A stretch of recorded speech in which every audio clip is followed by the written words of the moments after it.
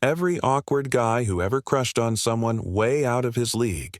This list is for you. Before Hollywood decided every leading man needed abs and a superhero costume, there was an entire era dedicated to the lovable underdog getting the girl. Here are the best hot girl nerdy guy movies released before 2005. 10th, Lucas, 1986. Corey Haim delivers a heartbreaking performance as Lucas, a brilliant but tiny 14-year-old who collects bugs and listens to classical music while everyone else obsesses over football. During summer vacation, he meets Maggie, the beautiful new girl played by Carrie Green, and they bond over long conversations and walks through the woods. Lucas falls hard, but when school starts, Maggie catches the eye of football star Cappy, played by young Charlie Sheen. What makes this film hit different is how genuinely it captures that first devastating heartbreak when the person you love chooses someone else. Fun fact, this was also Winona Ryder's film debut. Roger Ebert gave it 4 stars and called it one of the year's best. 9. 16 Candles, 1984. John Hughes basically invented the teen movie, and this is where it all started. While Molly Ringwald's Samantha spends the film pining for popular guy Jake Ryan, the real scene stealer is Anthony Michael Hall as the geek, a confident freshman who relentlessly pursues her despite zero encouragement. His delusional persistence somehow becomes charming, and Hall absolutely owns every scene he's in. The film perfectly captures that teenage feeling of wanting someone completely out of your league while someone else wants you just as badly. And yes, Hall eventually gets his moment. John Hughes would team Ringwald and Hall together again for The Breakfast Club the following year. 8. Pretty in Pink, 1986. John Cryer's Ducky is the patron saint of friend-zoned nerds everywhere. He's hopelessly in love with Andy, played by Molly Ringwald, but she only has eyes for rich kid Blaine. Ducky's eccentric fashion sense, his manic energy, and that legendary lip sync to Otis Redding make him impossible not to root for. Here's a wild piece of trivia. The original ending had Andy choosing Ducky, but test audiences hated it so much they reshot the finale. Cryer was devastated. The movie we got has Andy ending up with Blaine, but deep down, everyone knows Ducky deserved better. His unrequited devotion became the template for every hopeless romantic nerd that followed. 7. Revenge of the Nerds, 1984. This is the ultimate underdog revenge fantasy. Lewis and Gilbert, played by Robert Carradine and Anthony Edwards, arrive at college expecting a fresh start. Instead, they get bullied mercilessly by the alpha-beta jocks and kicked out of their dorm.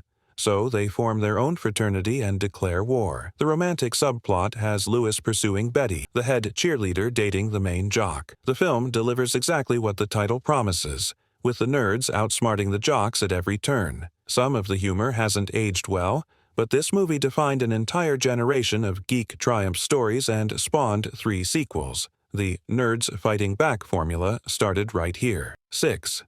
Say Anything, 1989. You know the boombox scene? This is where it comes from. John Cusack plays Lloyd Dobler, an underachieving kickboxer with zero career ambitions who falls for Diane Court, the class valedictorian played by Ione Skye. She's brilliant, beautiful, and heading to England on a fellowship. He's got nothing figured out except that he wants to be with her. Cameron Crowe's directorial debut gave us one of the most iconic romantic gestures in film history, and the template for every lovable slacker who punches above his weight. Cusack initially didn't want to do the boombox scene because he thought Lloyd wouldn't do something like that. Crowe tricked him into filming it. Good call. 5. Can't Hardly Wait, 1998. It's graduation night, and Preston Myers, played by Ethan Embry, has one mission: tell Amanda Beckett, played by Jennifer Love Hewitt, that he's been secretly in love with her for 4 years. She's the most popular girl in school who just got dumped by her jock boyfriend. He's a sensitive nobody who's been writing love letters he never had the guts to send. The entire movie takes place at one chaotic house party where dozens of storylines intersect. Seth Green as the wannabe rapper Kenny Fisher provides some of the biggest laughs. The film perfectly captures that moment when high school ends and everything feels both possible and terrifying. 4. Weird Science, 1985. What happens when 2 high school losers use a computer to create their perfect woman? Kelly LeBrock happens. Gary and Wyatt, played by Anthony Michael Hall and Eilon Mitchell Smith, are absolute zeros who can't get girls to even look at them. So they do the logical thing: hack into a government mainframe and literally create one. Lisa, their creation, is gorgeous, powerful, and basically magical. But instead of just being their fantasy girlfriend, she decides to help them become confident enough to attract real girls. John Hughes wrote the script in 2 days. Bill Paxton, as Wyatt's psychotic older brother Chet, steals every scene. The special effects are pure 80s cheese, and it's wonderful. 3. Can't Buy Me Love, 1987. Long before Patrick Dempsey became McDreamy on Grey's Anatomy, he was Ronald Miller, a lawn-mowing nerd saving up for a telescope. When the most popular girl in school, Cindy Mancini, played by Amanda Peterson, desperately needs $1,000 to replace her mom's ruined designer outfit, Ronald makes her an offer. $1,000 if she pretends to be his girlfriend for a month. She reluctantly agrees, and suddenly Ronald transforms from invisible to the coolest kid in school. But there's a price for buying popularity, and this film actually has something to say about authenticity and self-worth. The scene where Ronald learns to dance by copying moves from a TV show is comedy gold. 2. The Girl Next Door, 2004.